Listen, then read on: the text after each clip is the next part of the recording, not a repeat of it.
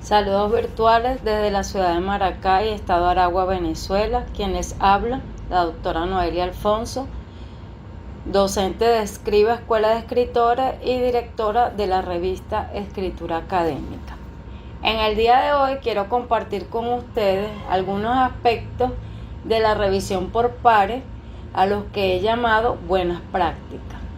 En primer lugar, quiero destacar algunos elementos que los autores coinciden que se observan en la realidad. Estos son fatiga entre los revisores, lo que obliga a que los editores deban invitar más árbitros para poder cumplir con este aspecto de garantizar la calidad de los manuscritos que se publican en la revista. Se observa también que los revisores no cumplen con los tiempos de respuesta y que los revisores cambian su comportamiento dependiendo de cuál sea la revista que los invite. En este sentido, los autores señalan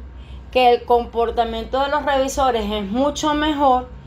dependiendo del prestigio de la revista. Quiero señalar algunas cifras que arrojó una investigación donde señala que 5 millones de horas se dedican a la revisión global cada año. 16,4 días es la mediana del tiempo de revisión. 5 horas es la mediana del tiempo dedicado a escribir cada revisión. 477 palabras es el largo promedio de los informes de revisión. 10% de los revisores son responsables del 50% de las revisiones por pares, lo cual entonces explicaría el por qué están fatigados. El 41% de los encuestados considera que la revisión por pares es parte de su trabajo. El 75% de los editores de revistas dicen que la parte más difícil de su trabajo es encontrar revisores dispuestos. El 71% de los investigadores rechaza solicitudes de revisión porque el artículo está fuera de su área de especialización, lo cual da cuenta que los editores y las revistas no tienen una clara base de datos de revisores. El 42% de los investigadores rechazan solicitudes de revisión porque están demasiado ocupados y el 39% de los revisores nunca ha recibido ninguna capacitación para realizar una adecuada revisión por pares. Quise iniciar con estos datos y estas cifras para que nos demos cuenta que esta problemática no es particular de una revista específica o de una región del mundo en particular, sino que se trata de una problemática generalizada, que evidentemente se agrava más en algunas áreas de conocimiento, en algunas disciplinas, en algunos tipos de revistas, por sus características particulares. Ahora bien, es importante tener claro cuáles son los roles y funciones distintivos y colaborativos entre el editor y los revisores. Así tenemos pues que el editor es el revisor de revisores, porque es él quien los selecciona, es él quien decide qué artículos deben ir a esa fase de revisión, entendiendo que hay artículos que por la cantidad de habilidades que tienen ni siquiera van a pasar a los revisores y automáticamente van a ser rechazados, y es quien frente a las discrepancias que pudieran haber entre los revisores va a tomar las decisiones sobre la procedencia de publicación o no del manuscrito que se está evaluando. Por su parte, el revisor tiene la función de valorar y realizar los comentarios adecuados que permitan mejorar la calidad de ese manuscrito para que pueda pasar entonces a ser publicado. Así tenemos entonces que, como ya lo dije, el editor debe hacer una selección adecuada de estos árbitros, expertos o revisores. o evaluadores también le dicen algunas revistas. Y esta selección debe tomar en cuenta la temática del manuscrito.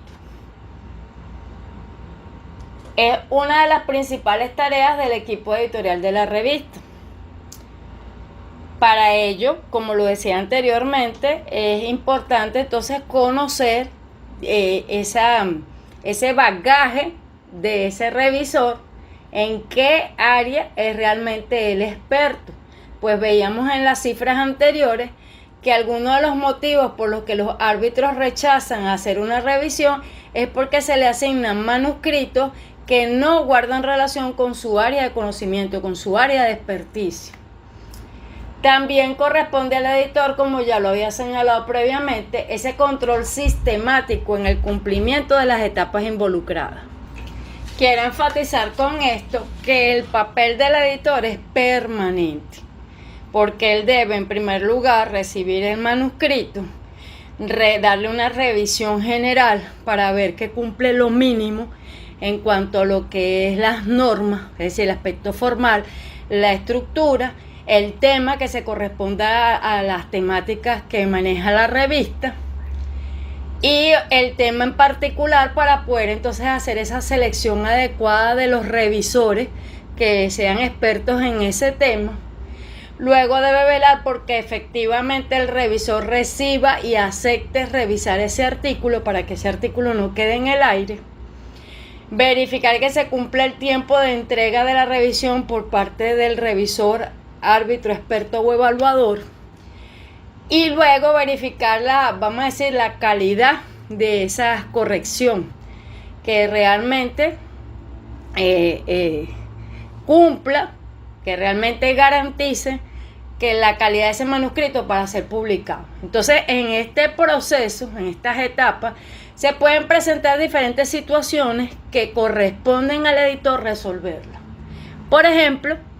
árbitros que después de haber hecho sus observaciones, después del autor haber mandado su segunda versión, aún así, y considerándose pues que el autor ha hecho los ajustes necesarios, aún así el árbitro solicita una nueva revisión. Entonces, en esos casos, el editor tiene que intervenir. También en aquellos casos en donde hay discrepancia o incongruencia entre las observaciones y los criterios señalados por los árbitros. Por ejemplo, un artículo se le envió a dos revisores distintos y uno dice que el artículo es publicable o publicable con observaciones y el otro lo rechaza enfáticamente. En esos casos, el editor debe intervenir también para seleccionar un tercer revisor adicional para asegurarse que la resolución definitiva que se tome sea la correcta, sea la mejor.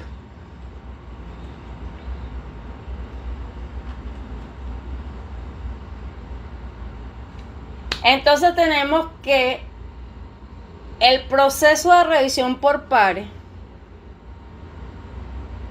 es una tarea compleja que requiere, por una parte, un conocimiento de la disciplina, materia, área de conocimiento sobre la que versa el manuscrito, el artículo que se va a valorar. Pero también de una experiencia profesional,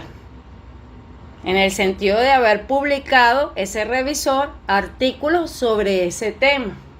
y de una ética profesional que garantice darle cumplimiento a esa evaluación, esa valoración objetiva. De allí que los editores y revisores deben de tener un criterio objetivo, argumentado y sólido, basado en la experiencia, en el equilibrio y en el rigor en las apreciaciones. De modo que cuando el editor envía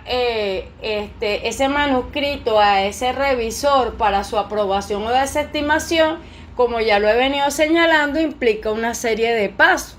Primer paso, esa verificación que debe hacer el editor de los aspectos formales, ya que, como lo señalé anteriormente, en esta fase en muchas ocasiones se aplica un rechazo a priori, pues se comprueba que el artículo no cumple, no ha tomado en cuenta para nada la normativa de la revista, lo cual es indicativo de que o no conoce la revista y no se tomó el tiempo para revisar las normas, y que por consecuencia no tuvo suficiente cuidado en preparar su artículo. Aquí quiero hacer un inciso para señalar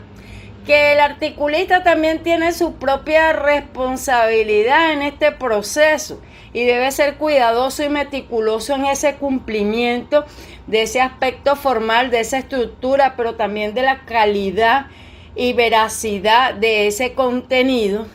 así como cuidar los detalles incluso de la traducción adecuada del Astra, verificando con una persona allegada a él que sea que maneje ese idioma, de que realmente está correcto. Entonces, una vez que este editor ha valorado estos aspectos formales, claro, sin entrar al detalle, pues viéndolo lo más de una vista general,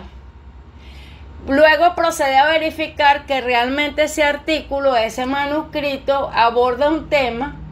que está dentro de las temáticas que contempla la revista, ya que con frecuencia los articulistas envían manuscritos a revistas que nada tienen que ver con ese tema o con el número temático que se está seleccionando en ese momento. Por ejemplo, yo escribí un artículo sobre la migración de profesionales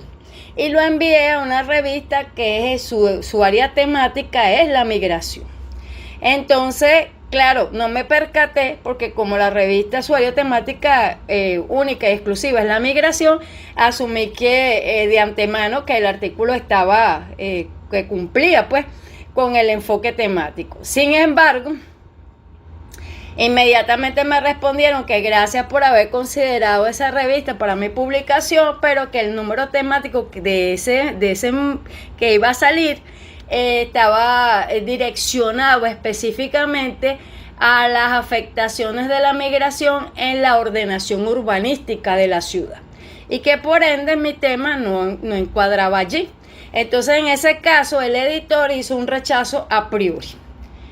Y eso es importante porque, como decía un editor de Scopus, él señalaba que también debe haber ese respeto con el articulista para que el articulista pueda, que la respuesta debe ser rápida, debe ser expedita, y para que el articulista no pierda la posibilidad de publicar en otra parte, como efectivamente fue en mi caso, cuando ellos rápidamente me dieron esa respuesta al día siguiente, de que si bien es cierto que la revista es sobre migración, pero mi artículo era sobre migración intelectual y el número que iba a salir de la revista era sobre planeación urbana,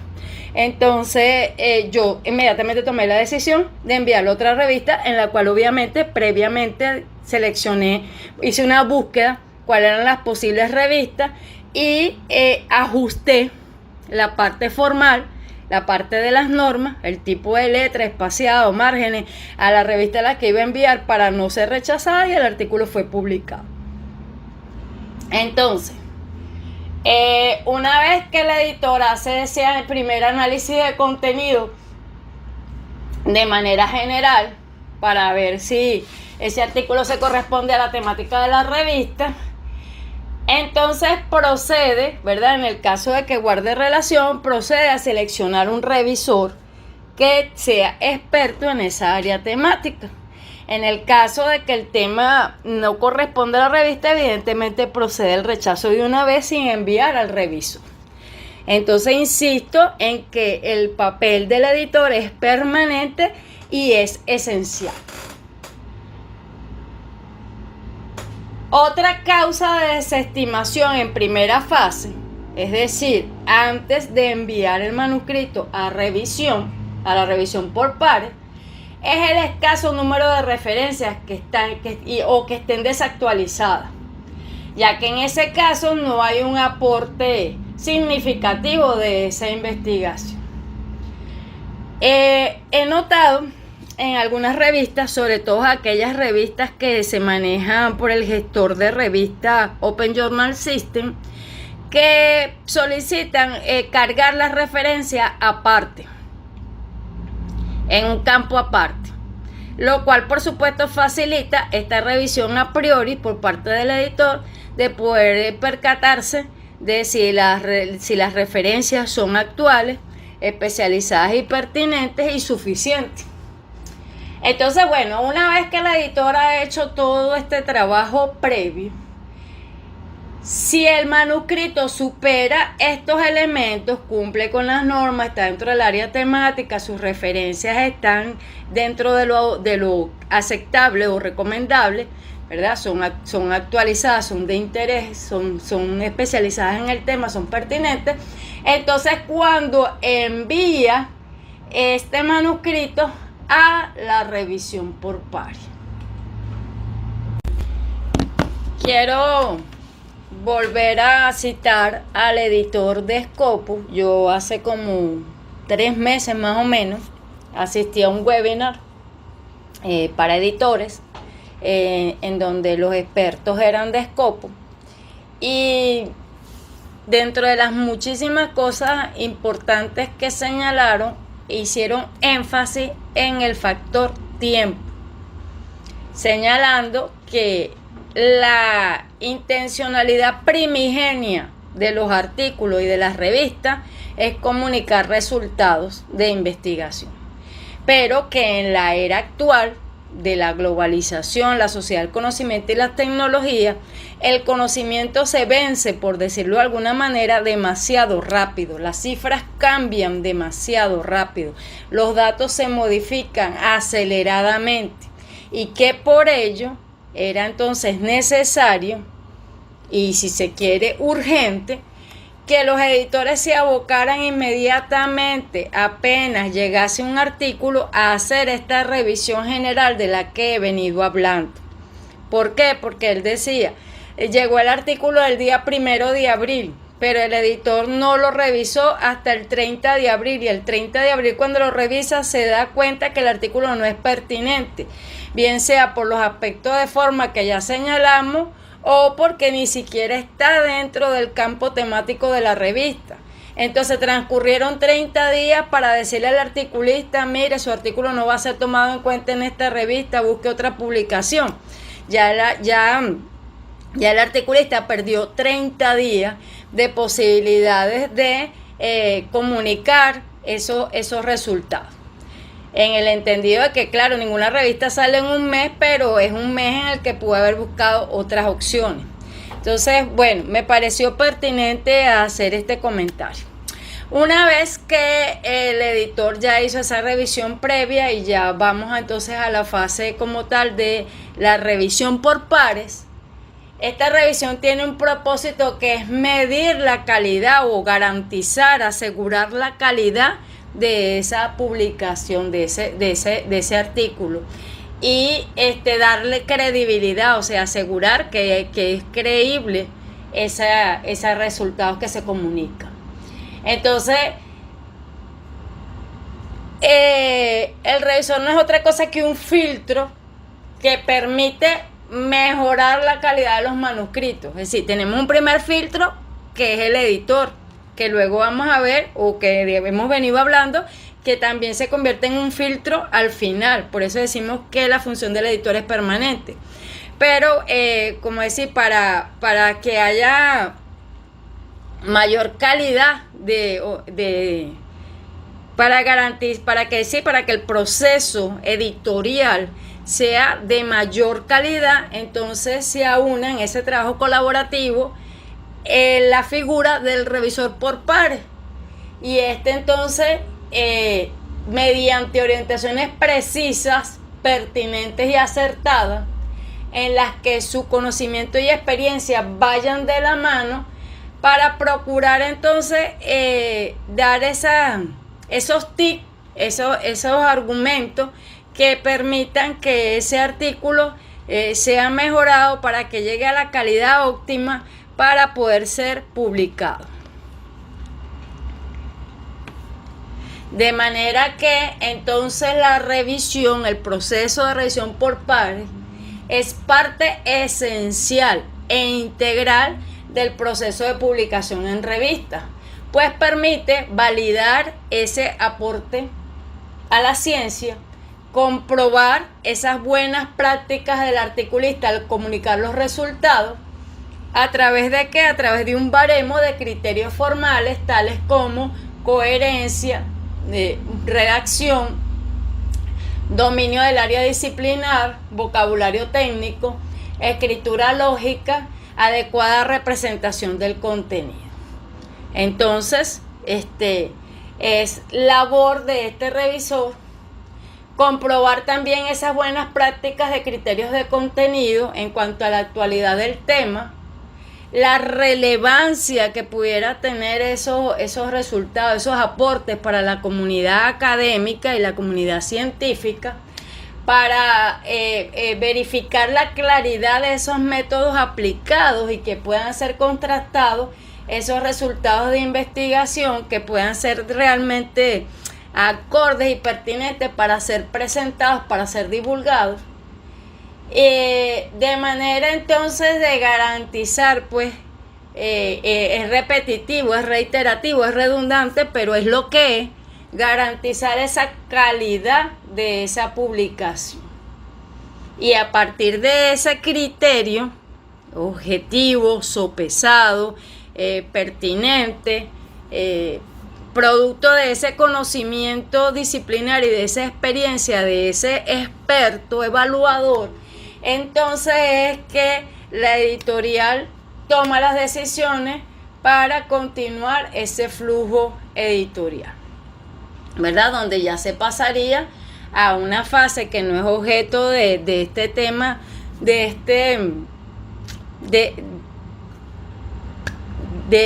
esta conversación diferida que tengo yo con ustedes, la parte de la diagramación, pues, porque una vez que ya el árbitro dijo que si era publicable y el editor había verificado que efectivamente es así, pues entonces ya se pasa a la parte de diagramación, de incorporación de la revista, en qué orden va, si es el primer artículo, si va de tercero, si va de quinto, el acomodar las figuras o imágenes que lo acompañan, entre otros. Entonces, bueno,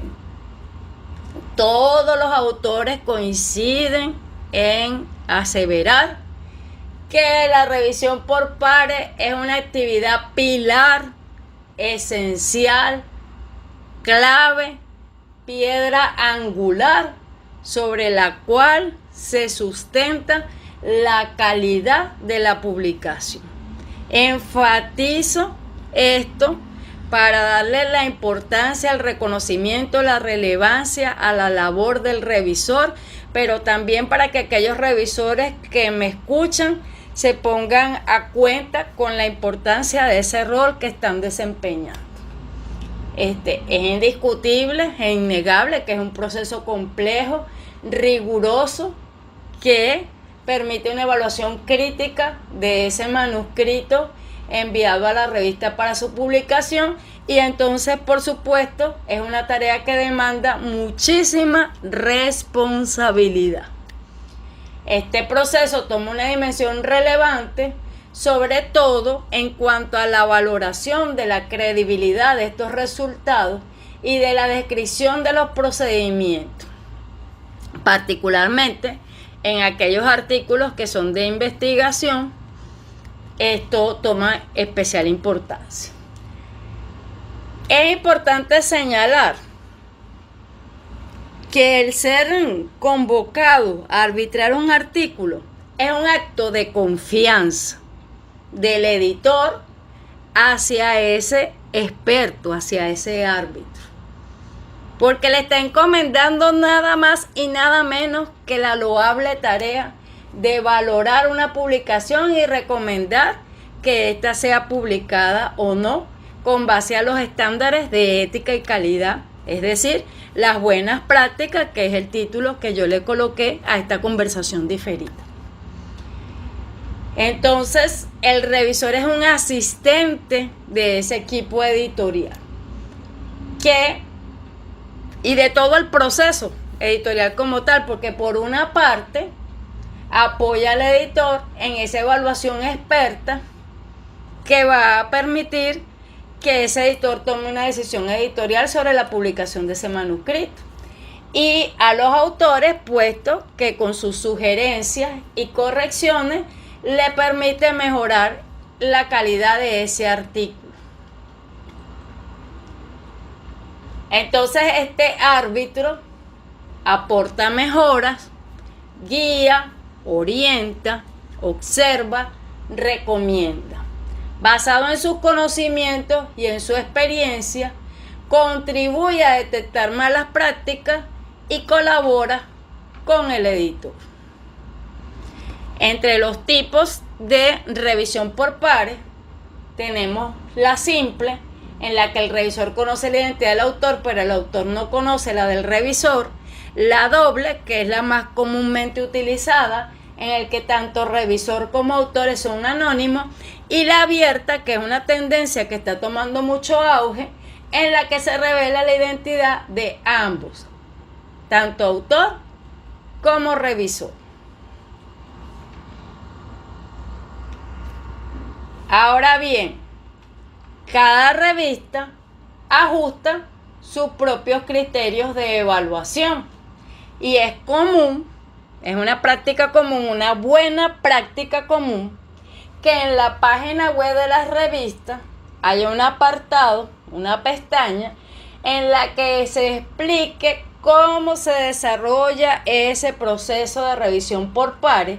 y en el que además se le brinden pautas a los revisores para ayudarlos a realizar correctamente esa revisión,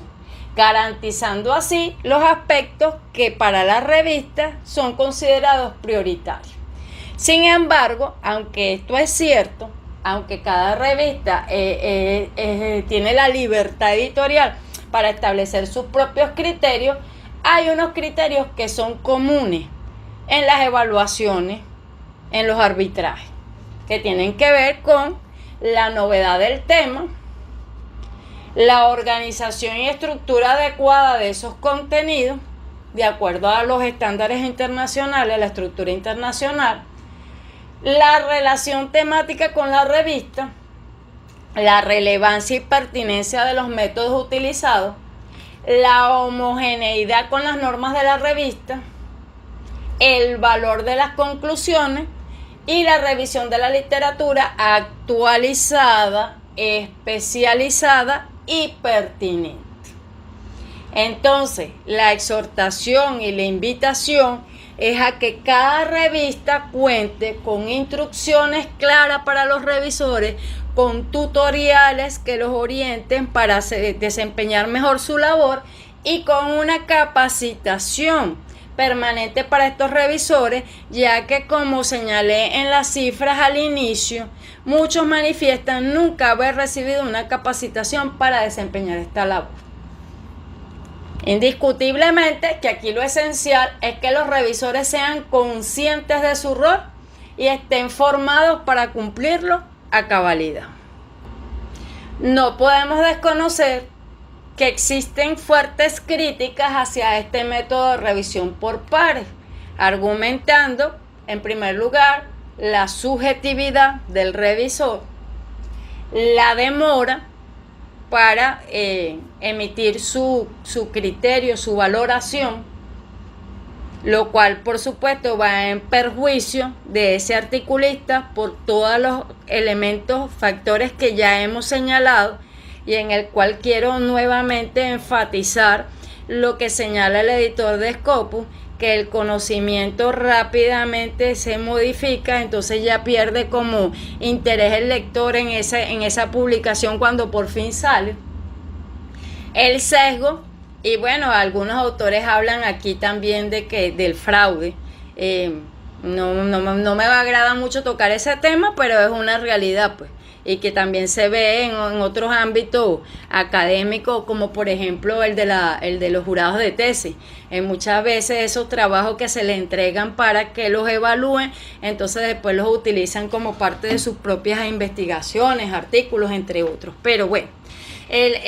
solamente quiero señalar que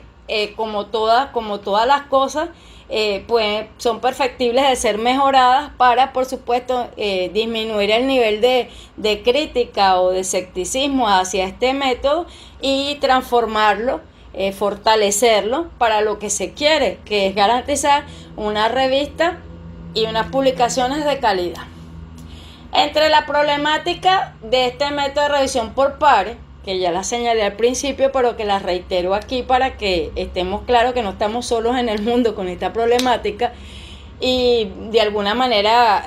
tomemos ejemplo de otras revistas para poderlas sobrellevar y subsanar. Tenemos que existe una poca disponibilidad de revisores o revisores que no tienen las competencias adecuadas, para lo cual, bueno, ya en el aspecto anterior señalé que es importante las instrucciones claras, los tutoriales y la capacitación, y que bueno, que es una tarea no remunerada con dinero, porque sí tiene su remuneración de alguna manera y lo vamos a ver más adelante. Aquí yo coloqué una imagen en donde una revista convoca para hacer esta labor de revisores. Esta podría ser una estrategia interesante para garantizar que no nos quedemos sin revisores. Entre los deberes que estos revisores tenemos que deben estar siempre actualizados, particularmente en el tema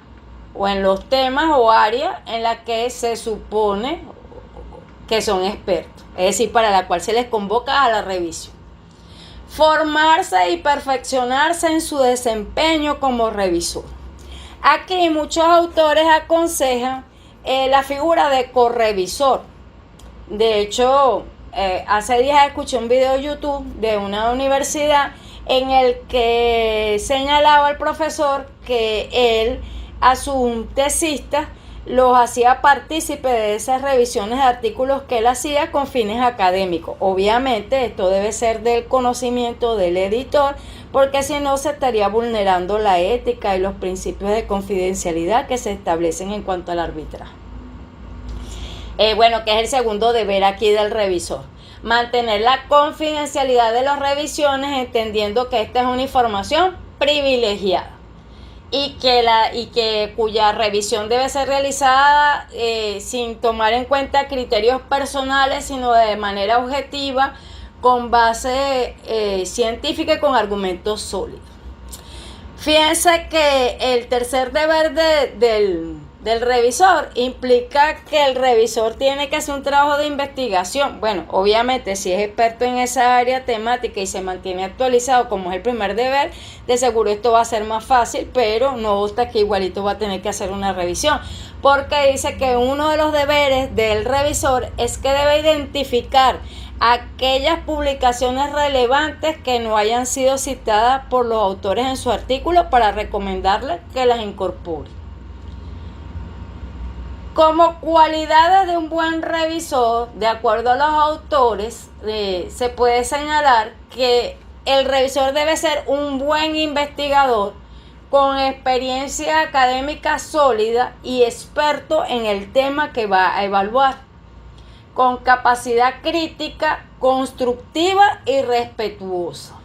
en donde se traspase la frontera de la erudición para hacer una evaluación de todos los criterios en conjunto.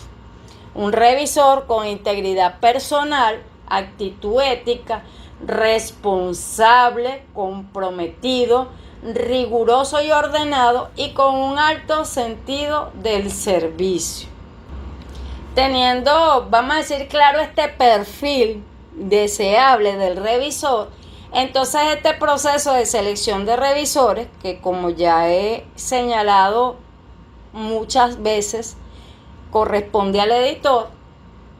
tenemos que estos revisores pueden ser propuestos por los mismos autores. Esto se da sobre todo en caso de temas que son muy particulares y que por ende los revisores son muy escasos, temas muy específicos, por ejemplo de arqueología de la era mesozoica. Entonces hay pocos árbitros, pocos conocedores de ese, pocos expertos en esa área. Entonces obviamente si el autor los conoce puede recomendarlo, puede sugerir. También puede ser que sean invitados especiales por el editor o escogido, porque ese número que se va a sacar en ese momento requiere de unos expertos específicos, entonces conocedores de esa temática, entonces pueden ser invitados especiales del editor.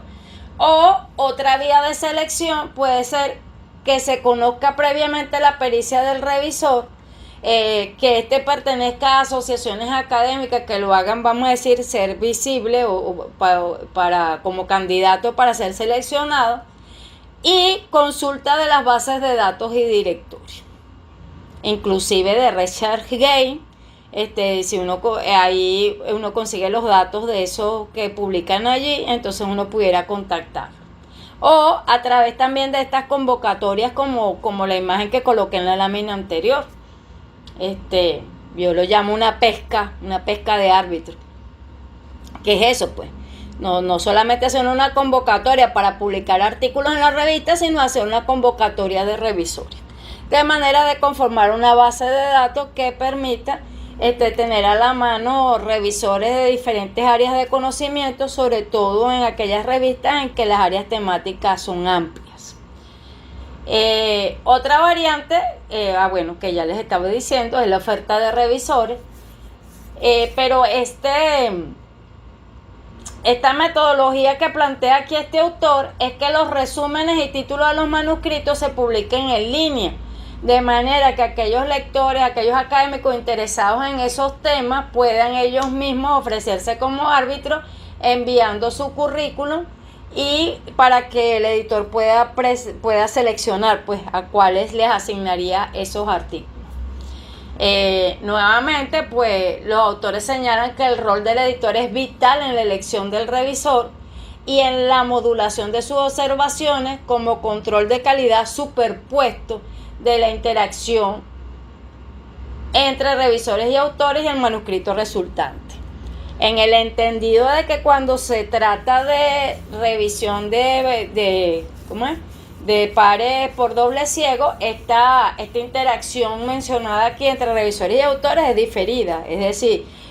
por intermedio de la revista que recibe el revisor el artículo, y por intermedio de la revista que recibe el autor las observaciones. Entonces, de esa interacción resulta un artículo final, un artículo definitivo que es diferente al inicial, y esa modulación le corresponde también al editor,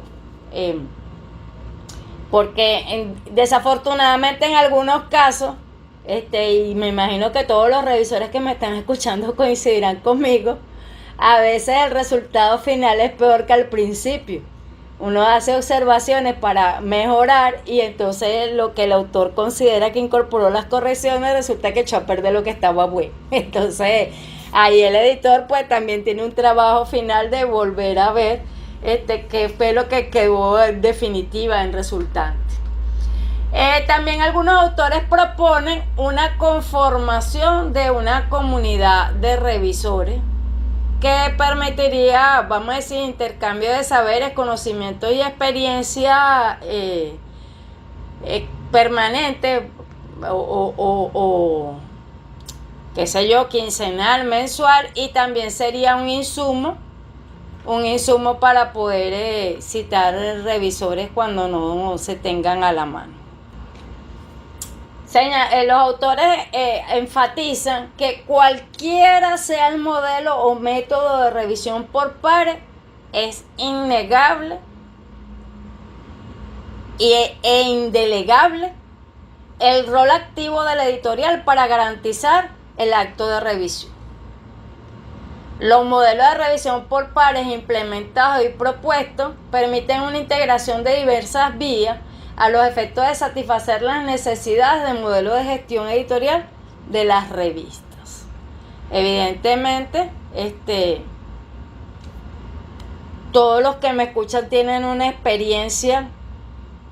mayor o menor en este ámbito, y bueno, en consenso con su consejo editorial, con su comité editorial, con su grupo de trabajo, pues tomará y desechará lo que considere pertinente. Aquí traigo un autor que señala ventajas para de ser revisor, pues la coloqué a manera motivacional, ya que sabemos pues que la revisión es una tarea ardua, no remunerada económicamente, pero que sí tiene una remuneración, una gratificación, y es esta que menciona este autor, ¿verdad? Cuando uno es revisor hay un mayor crecimiento como investigador. Es una oportunidad para potenciar los conocimientos como académico, el ejercitarse permanentemente como revisor permite que haya un mejoramiento de la calidad de las revisiones y una mayor activación del pensamiento crítico. Favorece el mantenerse activo y actualizado, lo cual trae como consecuencia una mejora generalizada de múltiples competencias. También mejora el currículum y por ende la evaluación de mérito en aquellos casos de los revisores que se encuentran activos dentro de las universidades. El ser árbitro de revista también es valorado dentro del baremo para los ascensos, la reclasificación en el escalafón. Y todos estos aspectos constituyen una gratificación no remunerada. Otros autores, en cuanto a las revistas de suscripción, señalan que un beneficio que le dan a los árbitros, porque a los árbitros no le pagan en ninguna parte, ni en las revistas que son por suscripción, ni en las revistas que son de acceso abierto, pero en las revistas que son por suscripción les ofrecen una suscripción abierta por un mes, por ejemplo, o les ofrecen bajarle el costo en aquellas revistas en donde se paga por publicar, darles un descuento en ese costo cuando el árbitro quiera publicar por haber sido árbitro. Entonces, bueno, de manera que es una actividad hermosa y que sí tiene su recompensa en todo lo que ya les he mencionado, bueno, y en experiencias personales que cada uno de ustedes tenga, en las que se sienta que ha sido beneficiado por ser revisor. Ahora bien, el Comité de Ética de Publicaciones hace un conjunto de recomendaciones, las cuales yo quise traer el día de hoy. La primera recomendación es inhibirse en caso de conflictos de interés. Los autores señalan que, bueno, que hay comunidades pequeñas, que son pequeñas, o que hay temas que son muy específicos en los que pocas personas lo manejan, en los cuales, a pesar de que haya un sistema de doble ciego, es fácil detectar quién está escribiendo. Y bueno, y por supuesto, aquellos que no manejan el doble ciego, sino simple ciego, pues rápidamente podrán ver si conocen a la persona y si tienen un conflicto de interés con ella. E inmediatamente lo que recomienda el Comité de Ética es comunicárselo al editor y decirle: mira, en este caso no puedo apoyarte como revisor porque hay un conflicto de interés. En segundo lugar, la COPE, el Comité de Ética de Publicación, recomienda al revisor leer detenida y concienzudamente el texto que se le asigna para valorar, apoyándose en el material auxiliar, es decir, en las instrucciones para la revisión, en las declaraciones de ética y en los archivos de datos complementarios. Recomienda también que si se carece de experiencia en la temática del texto asignado, lo informe a la revista inmediatamente y que no involucre a más nadie en la investigación. Por eso, cuando les señalaba anteriormente que hay un profesor que dice que él, con fines académicos de irlos preparando como revisores, por ejemplo, a los candidatos doctorales, que se supone que ya van a ser investigadores senior, con el propósito de irlos preparando como revisores, entonces que él los incorpora como correvisores en los artículos que le asignan. Pero esto debe ser con previo conocimiento y autorización de el editor de la revista, y igualito garantizando la confidencialidad del manuscrito, que es la siguiente recomendación de la COPE. Dice: mantener la confidencialidad de todos los detalles del manuscrito y de la revisión. En sexto lugar, la COPE recomienda que si surgen circunstancias que le impidan al revisor entregar a tiempo, debe de comunicarlo al editor y a su vez comunicarle cuál es el tiempo que requiere para cumplir. De manera que si este tiempo sea demasiado amplio, el editor pueda tomar la decisión de cambiar de revisor para no afectar ni al artículo, ni a la revista, ni al número que está por salir. En séptimo lugar, la COPE recomienda que si existen dudas sobre los aspectos éticos del trabajo, el revisor debe dejar constancia escrita en el informe para que a posteriori el equipo de edición de la revista decida y actúe en consecuencia. Pues quien revisa es responsable de detectarlo, pero la revista es responsable de investigarlo para obtener evidencias y poder tomar una decisión editorial. En octavo lugar, la COPE recomienda no prolongar intencionadamente el proceso de revisión solicitando información adicional que resulte irrelevante para la revista o para el autor. Eso también en algunas ocasiones lo he vivido, no como revisora, sino como articulista, que a veces el revisor no está evaluando el escrito que se hizo, pero todo artículo parte de una investigación previa o una investigación paralela en el que se va escribiendo, pero el caso es que también el investigador, en este caso el articulista, tiene su propia visión y muchas veces los árbitros no se limitan a revisar lo que está allí, sino que prácticamente exigen una nueva investigación que sea a su estilo. Hace años yo realicé un artículo que era de revisión documental, porque aquí en Venezuela se habían implementado las EPS, las empresas de producción social. Y me pareció como abogado interesante, ver cuál era el asidero legal de esta figura y hice una revisión documental. En ese momento yo había estado en contacto con una revista en Manizales, en la ciudad de Manizales, en Colombia, porque junto con mi mamá había estado allá en esa universidad en un evento, en unas ponencias, y yo decidí enviar mi artículo para allá. Cuando yo veo las revisiones del árbitro, de uno de los árbitros, él me solicita que yo haga una investigación de campo en las empresas de producción social que se encuentran en funcionamiento. Entonces yo me comunico con la editora y le digo que eso no es una corrección de lo que yo escribí o de lo que yo estoy presentando, sino que él me está pidiendo hacer una nueva investigación y que de paso en ese momento para mí no era factible porque justamente recién se estaba comenzando a hablar de eso en Venezuela y como tal no se habían conformado ninguna empresa de producción social, por lo menos que yo tuviera conocimiento. Entonces la editora me dijo que que ella iba a leer el artículo y que si de verdad ella veía que el artículo cumplía con los requerimientos de la revista iba a ser publicado porque ella como editor tenía la última palabra. Y efectivamente fue así, el artículo fue publicado. Gracias a Dios. Como noveno punto, la COPE recomienda asegurar que la revisión se basa en los méritos del trabajo y que no esté influenciada ni positiva ni negativamente por consideraciones personales. Como número 10, que nunca contacte directamente con quienes tienen la autoría del texto sin el permiso de la revista. Y como número 11, realizar revisiones honestas, útiles para aportar mayor calidad al texto inicial y depurarlo al máximo. Entendiendo que el sistema de publicación es sostenible gracias a quienes revisan y a cómo realizan este especial encargo, por lo que las buenas prácticas éticas son ineludibles y consustanciales con el rol mismo que se está desempeñando. Como ideas finales quiero señalar que el tiempo y el esfuerzo que generosamente ceden los árbitros se ve compensado por la satisfacción de haber sido seleccionado para la evaluación de un manuscrito,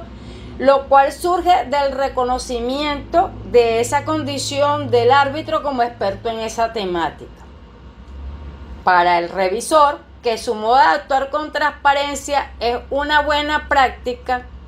que debe mantener durante todo su desempeño como revisor y que le va a dar una identidad en ese ámbito, un reconocimiento público en ese ámbito. Y que indiscutiblemente la implementación de revisión por pares, en dependencia del área temática, en función de la disponibilidad de manuscritos, en función de los requerimientos de tiempo y de los nichos de publicación abordados por la revista. Como colorario quiero señalar que este es uno de los aspectos que valoran las indexadoras, que estos árbitros, revisores, expertos o evaluadores deben de ser externos a la revista para evitar la endogamia y para garantizar la objetividad de la transparencia. De manera pues que lo ideal es entonces que pues, se pueda contar con árbitros locales, nacionales e internacionales, para los cuales recomiendo hacer una convocatoria de revisores, así como se hace una convocatoria de artículos o de manuscritos. Un placer pues este diálogo diferido, espero que sea de aporte, de un contenido de valor para ustedes. Nuevamente pues saludos virtuales de aquí, Escriba Escuela de Escritores, y quedo atenta a sus comentarios en mi canal de YouTube. Bendiciones.